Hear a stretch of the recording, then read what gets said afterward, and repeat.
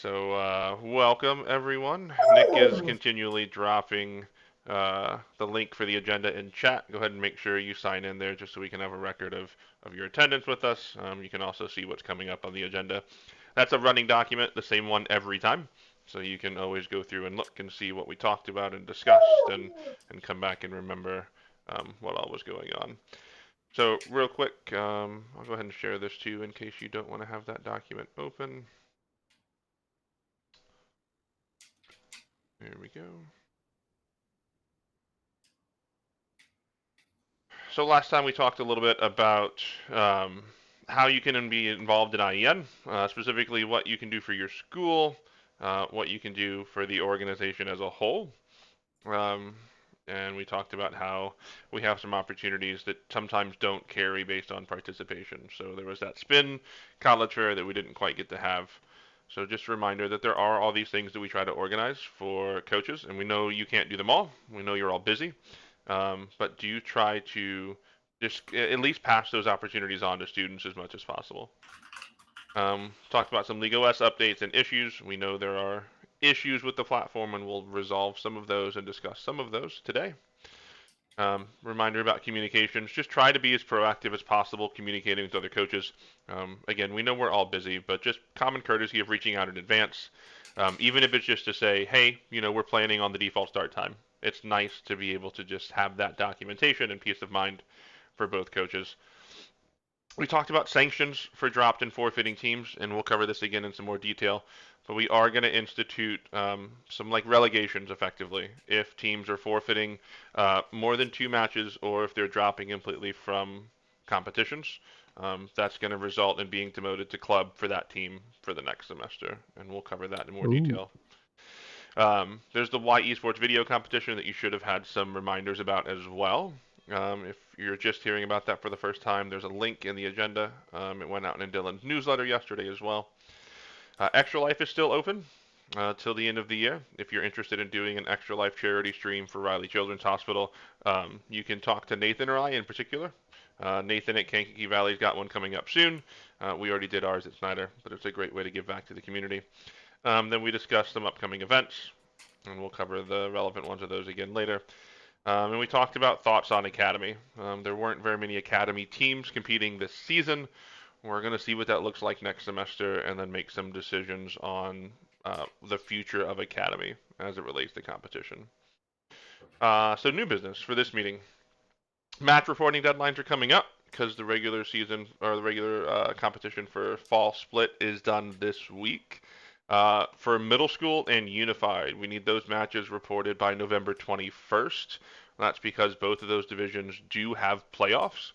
So every school that is competing in the middle school competitions or in unified qualifies for a single elimination playoffs at the varsity level.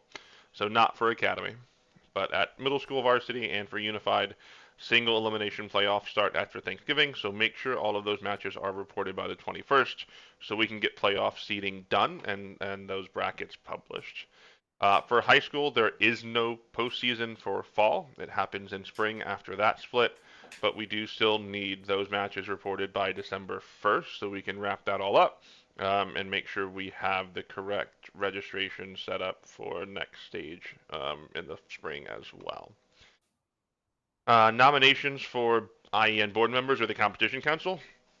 Start thinking about if you want to be involved in leadership of IEN. So for those of you that are newer, Indiana Esports Network is just us.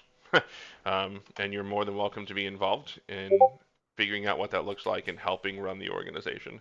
The 2 main ways that we do that are via the board of directors or via the competition council. The competition council tends to handle more decisions relating to individual titles, rule interpretations, those sorts of things, and the board is set for more overall running the organization. But you are welcome to nominate yourself or others, because teachers like to be voluntold to do things, to be a part of the leadership board in either of those capacities. In the January meeting, we'll hold votes for those things, but be on the lookout and discard for some nomination forms for yourself. If you want to volunteer for those things, let us know.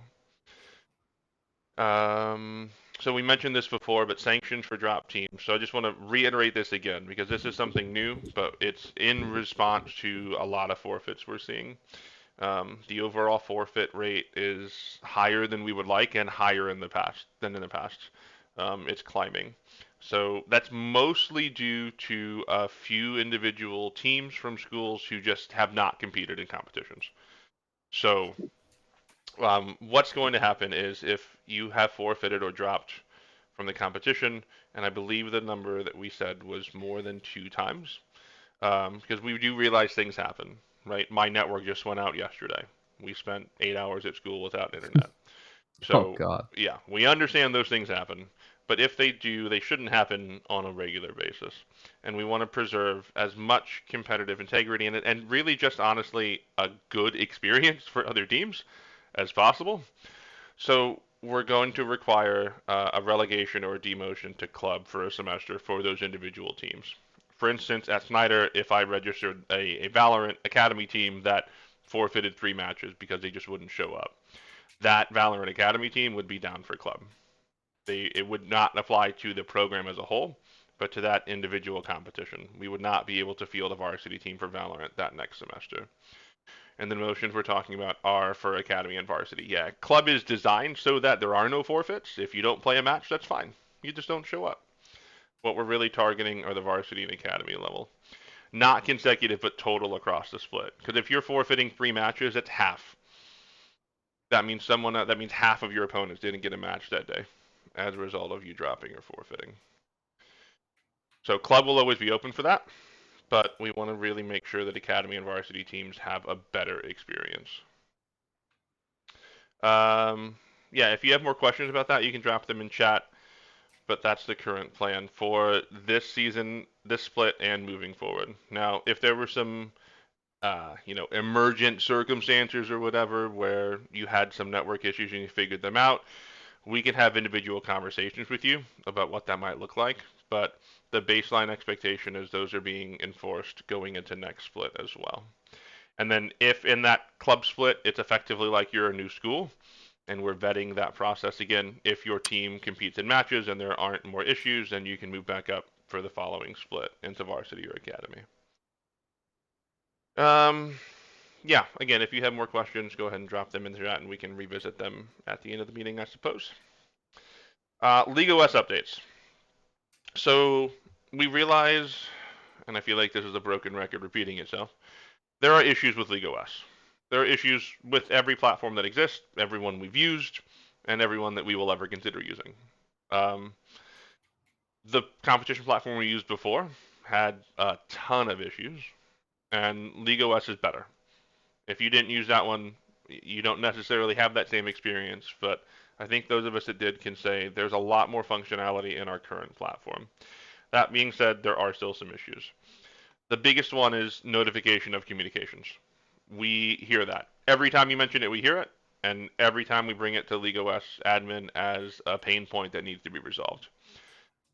Without going into too much detail, the problem arises from the Discord bot that they were using for communication or notification being banned for too many API calls and pings. So they're reworking that entire notification system to not be dependent upon the Discord bot for notifications. The eventual plan is what will happen is in match chat you'll be able to ping just like you are in Discord. So you'll be able to at the other coach or at the team of coaches for the other school. And anytime someone is pinged, they'll get a notification for that message. If they aren't pinged, you won't get a notification for every single chat that occurs. If students go back and forth talking or whatever that looks like, you'll only be pinged for those specific messages that you get added. So that is hopefully going to be in place before next split. That is the current plan talking with LeagueOS admins. I can't promise that, but that's the hope. The other thing that was kind of a big deal was ties and standings in general. So Super Smash Bros. Tends to have a lot of ties based on the way things work. Um, and it really just is something that was a back-end bug. There were actually 3 concurrent bugs. So they've been worked out for the most part. You should be able to look at your Super Smash Bros. Standings now and see the ties registering correctly, hopefully. Nathan and I were working a bit on this today. It seems like there are still a few small issues here and there, um, and it's revolving around the scores that are input. It's not liking differing scores still being counted as a tie. So we're still resolving a few small issues, but most of those we cleaned up today, and we will be able to clean up manually. So if you still see a tie specifically for Smash Brothers that is not tabulated correctly, let us know. Submit a ticket would be the easiest way on Discord for us to track it. Then we can go back in and make sure those are updated and correctly scored in the standings.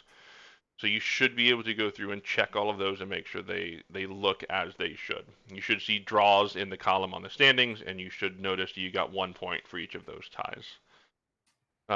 Related to standings as well, there's lots of questions about what the SOS tag means. Um, it stands for strength of schedule, and it's related to the record of your opponents that you have played during the regular season. It's a way of kind of separating standings ties. So if multiple teams have won 4 matches, it's a way of differentiating who had the tougher schedule for tie breaks. So all of those are kind of there in LeagueOS standings. We're still looking at evaluating how that comes over into the next stage, but all of those standings will carry over into the final playoff stage in spring. Um, Nick, Nathan, other LeagueOS things in general, things that I missed from that part of the agenda before we get into reminders and stuff? I think the only other thing we were dealing with was the time issue with daylight savings time and all that. But I think we're kind of past that point. We'll hit it again in the spring, but we'll talk with them about that. So for some reason, programmers really hate daylight savings time. I don't know why. It's not like it's inconvenient or anything. But we do know that there were issues around that. The other thing, and I think someone noticed it today, it was a Smash Brothers Club match. After we took that 2 week break, what we have to do is manually adjust the date on every match that has occurred since that break because it tries to schedule them for 2 weeks earlier than we want them. So if you're like really quick on looking at club matches in particular, or if for some reason there's a little hiccup where it doesn't move one of the matches like today, you might see the wrong date. But other than that, you should be able to have the correct date, and we're working on getting that rectified in the future as well.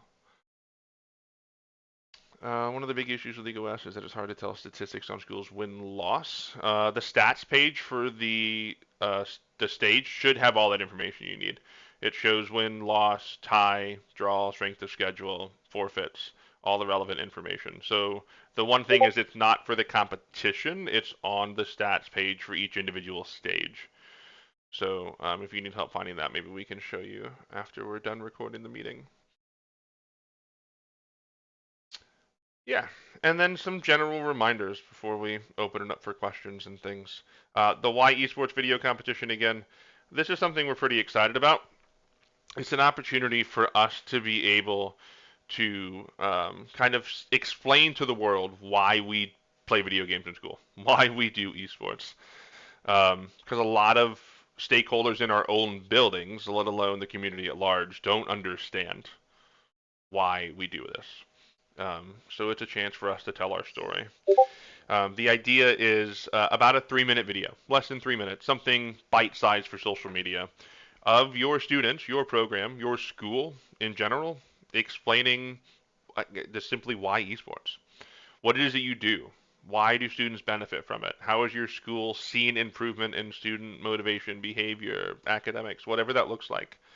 What opportunities have you seen? Have students tell their story. And what we're going to do is we have a corporate sponsor who we have not announced yet, but we can, is ViewSonic. So ViewSonic has agreed to partner with us in this competition. We have a few other corporations as well that are involved. We're not going to name those yet just because we're still ironing out what those details look like.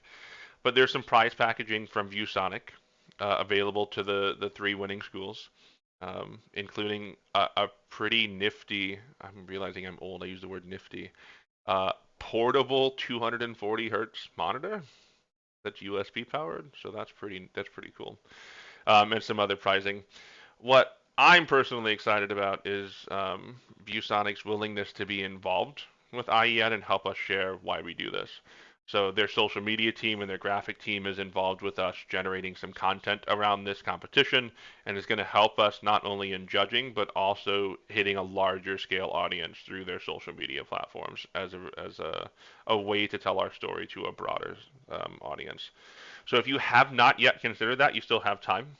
The deadline is December 1st. It's still 2 weeks for a 3-minute video. I mean, this can be something that your kids are doing on their phones and editing quickly together in like an online cloud-based platform. We don't necessarily want you to go out and hire a production team to do this. We want this to be your students and you telling your story of why. So the competition link Nathan just shared in chat as well. It's also in the agenda. It's got some tips that Nick definitely didn't steal from Google Bard on how to make a good video, and the submission link is there as well. It's just a Google form, so drop your video somewhere, YouTube, Vimeo, whatever you share on. A Google Drive link is fine too, as long as it's publicly viewable. So that way we can get all those videos together and then share them out. So we'll do so on our social platforms, ViewSonic, and some of the other partners as well.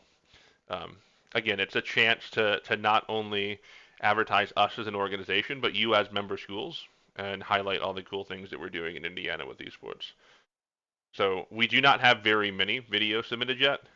We do have a count, but it's a little depressing. So we're going to say we don't have very many yet because you're all waiting till the last minute to submit your videos. That's what the hope is. Spring split registration opens up on the 27th of November, the Monday after Thanksgiving, um, which is just occurring to me that it's very soon, so we have some work to do getting ready to open registration.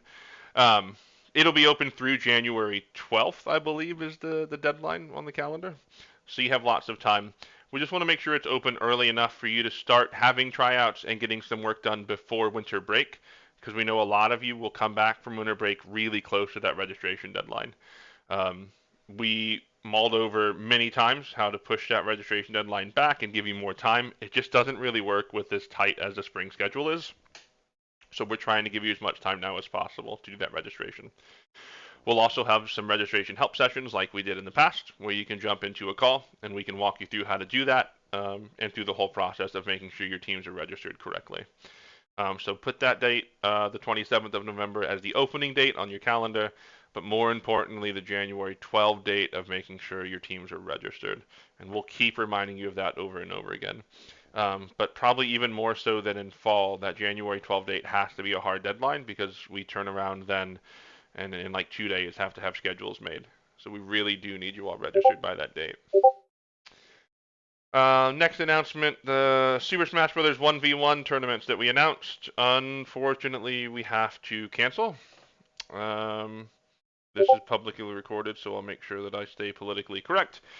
Nintendo has made some changes in the way that they award licenses to individuals and organizations running tournaments.